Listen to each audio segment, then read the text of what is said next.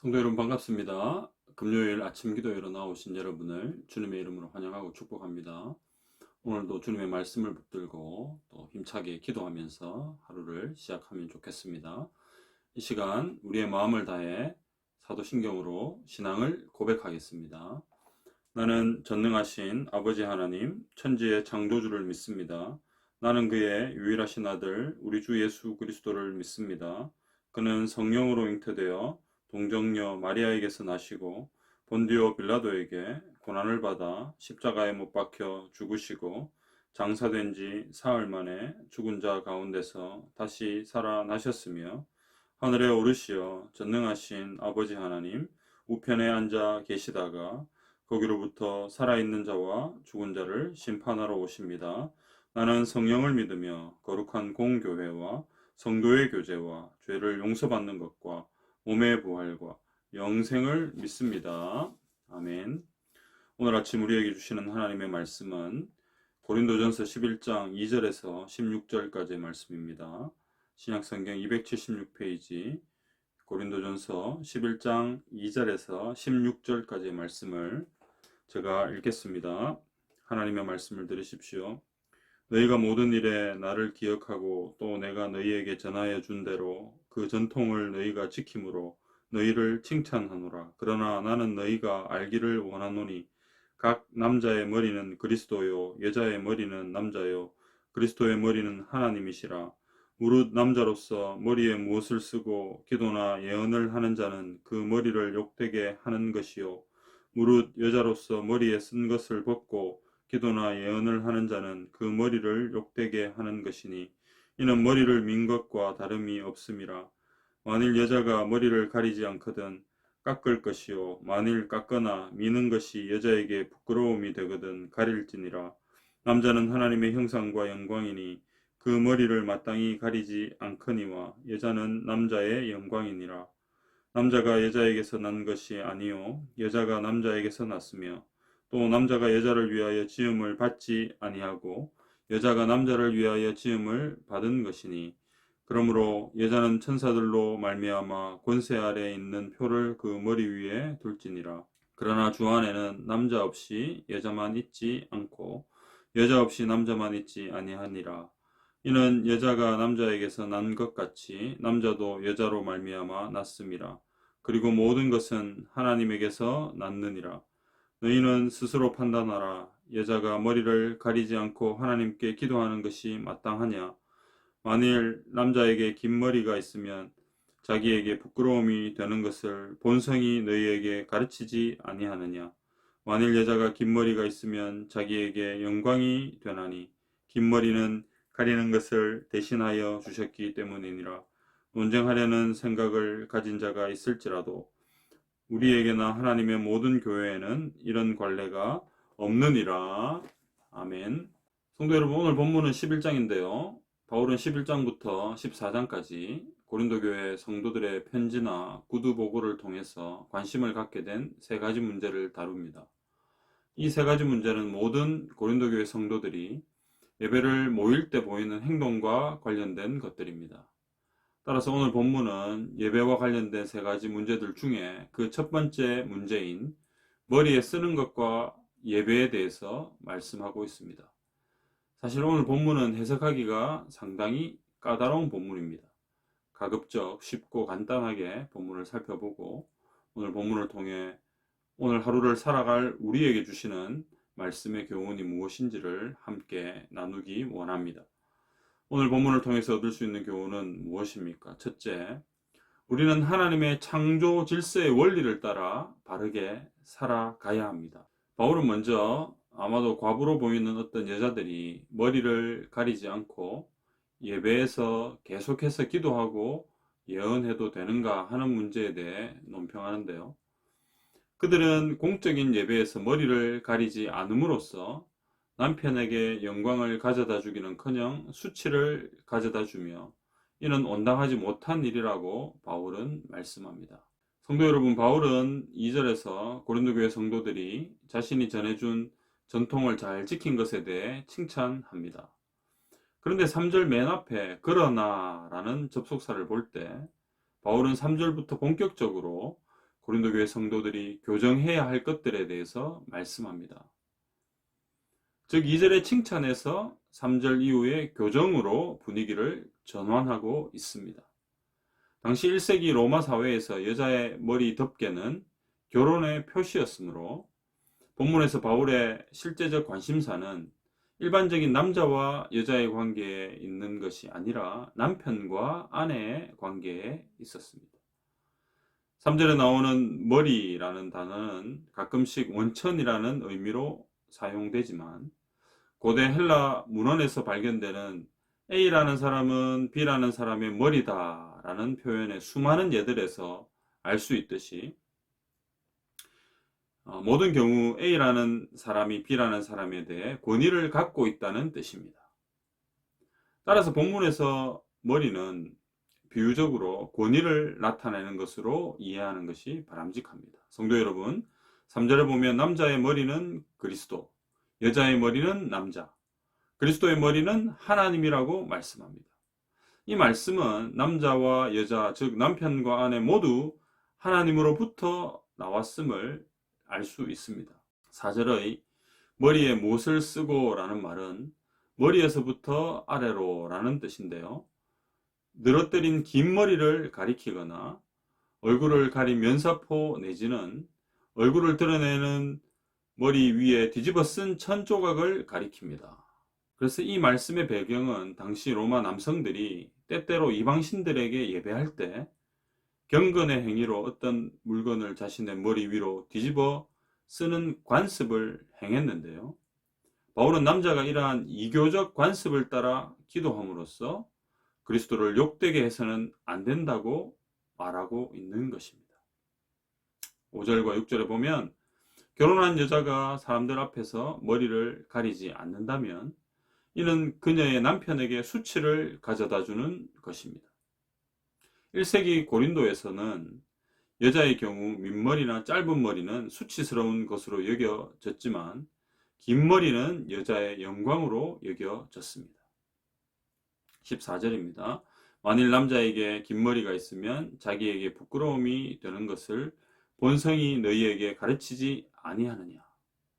여기서 본성이라는 말은 남자와 여자에게 있어서 무엇이 적절한가에 대한 자연스러운 의식이라는 뜻입니다.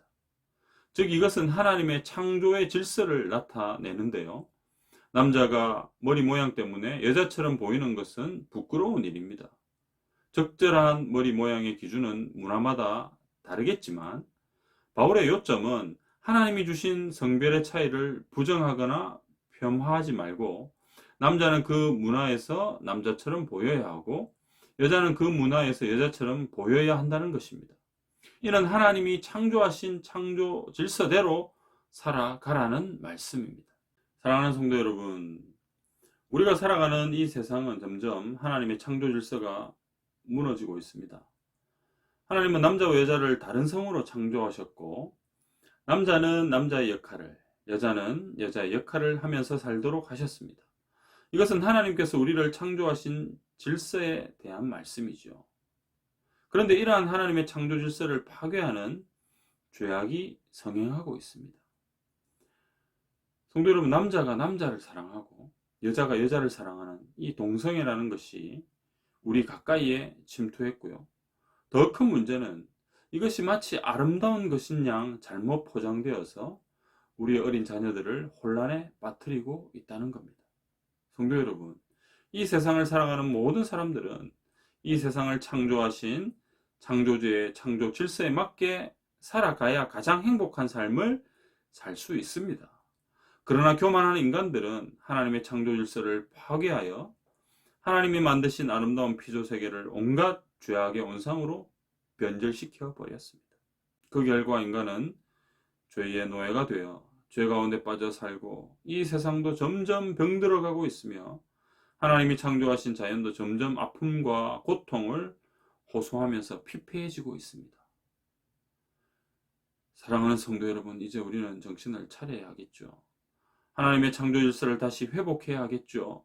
어리석은 인간의 교만과 고집을 내려놓고 우리의 주인 되신 하나님 앞에 엎드려 회개하여 우리 안에 있는 온갖 더러운 죄악을 도려내야 합니다. 이것이 하나님의 창조 질서를 회복하는 가장 첫 걸음인 것을 믿으시기를 바랍니다. 오늘 하루 우리 자신을 철저하게 돌아보고 나의 삶의 모습 가운데 하나님의 창조 질서에 어긋난 모습이 있다면 정말 진정으로 회개하시기 바랍니다.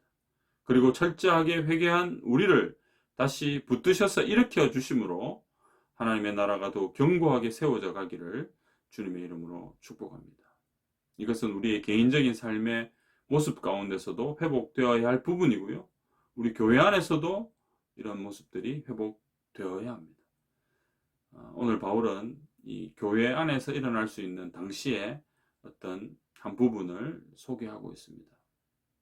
교회 안에서 일어날 수 있는 이런 일들은 무엇과 연결이 됩니까? 바로 예배와 연결이 됩니다. 거룩하신 하나님을 예배하는 그 예배는 하나님 중심의 예배여야 합니다. 어리석은 인간 중심의 예배가 아니라 교회의 머리 되시고 예배의 주체가 되시는 하나님 중심의 예배여야 하겠죠. 그러므로 하나님의 뜻, 하나님의 기준, 하나님의 창조 질서 이런 것들이 기준이 되어 우리가 하나님께 온전한 예배를 올려 드려야 하는 것입니다. 우리의 삶에서도 마찬가지입니다. 우리는 이 땅에서 매일매일의 삶을 통해 삶의 예배자로 하나님 앞에 나아갑니다. 우리의 생각, 우리의 고집, 우리의 의지 이런 것들이 기준이 아니라 우리 하나님이 기준이 되어서 하나님의 창조 질서가 기준이 되고 하나님의 말씀 기준이 되어서 우리의 모든 삶이 하나님 중심의 삶을 살아가는 거죠. 그럴 때 우리는 진정한 성도로서 이 땅 가운데서 하나님 주시는 행복을 누리며 살아갈 수 있습니다. 오늘 하루 이와 같은 삶이 우리 가운데 펼쳐지기를 주님의 이름으로 축복합니다. 두 번째, 오늘 본문을 통해서 얻을 수 있는 교훈은 무엇입니까? 남자와 여자 모두 하나님의 피조물이며 서로 상호 의존적인 관계인 것을 우리는 반드시 기억해야 합니다. 11절입니다. 그러나 주 안에는 남자 없이 여자만 있지 않고 여자 없이 남자만 있지 아니하니라. 하나님께서 창조하신 피조물인 남자와 여자는 상호 의존적인 존재입니다. 남자가 위고 여자가 아래이거나 여자가 위고 남자가 아래라는 식의 상하관계가 절대로 아닌 것을 우리는 기억해야 합니다. 12절, 이는 여자가 남자에게서 난 것 같이 남자도 여자로 말미암아 났음이라. 그리고 모든 것은 하나님에게서 났느니라. 바울은 결국 남자와 여자 모두 하나님에게서 났다는 것을 밝힙니다. 앞서 우리가 살펴본 것처럼 우리는 우리가 살아가는 보편적인 문화 가운데 남자는 남자로서 또 여자는 여자로서, 즉 남편은 남편으로서 또 아내는 아내로서 자신의 삶을 살아가야 합니다. 그렇지만 남자와 여자는 언제나 동등하며 서로 모자라는 부분을 채워주는 상호 의존적 관계인 것을 반드시 기억해야 합니다. 성도 여러분, 남자와 여자는 역할과 기능 면에서는 구분되지만 서로 동등합니다. 남자는 더 높고 여자는 낮다는 생각은 전혀 성경적이지 않습니다.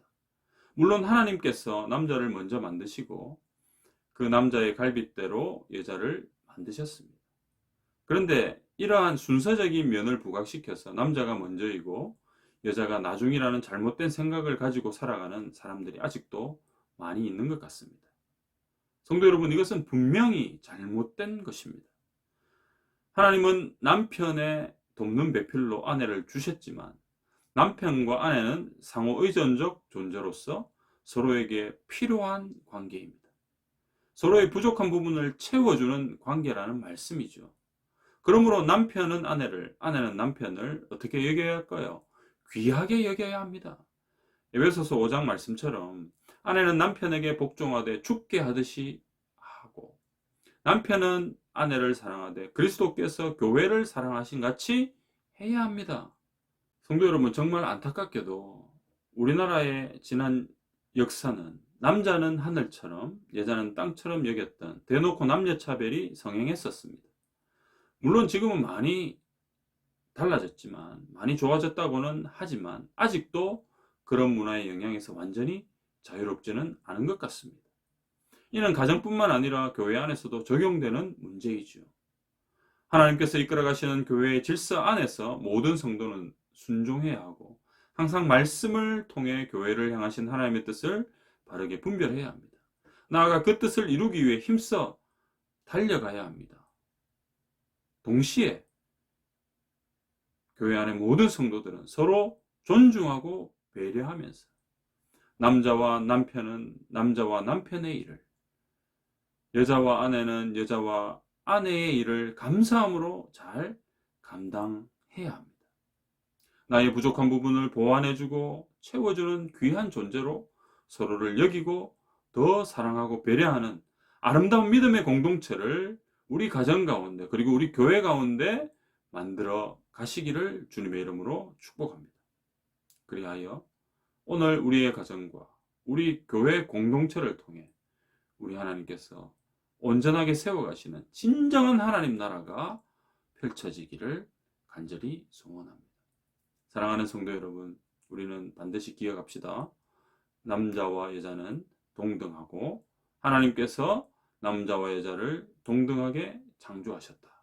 그리고 서로 부족한 부분을 채워주고 보완해주는 서로에게 꼭 필요한 존재인 이 남자와 여자, 남편과 아내, 이 관계인 것을 꼭 기억하시고 오늘 하루도 우리에게 은혜로 주신 귀한 우리의 배우자 또 우리 교회 안에서의 우리의 성도들을 더 존중하고 사랑하면서 하나님께 영광 올려드리는 그런 복된 하루가 되시기를 주님의 이름으로 축복합니다.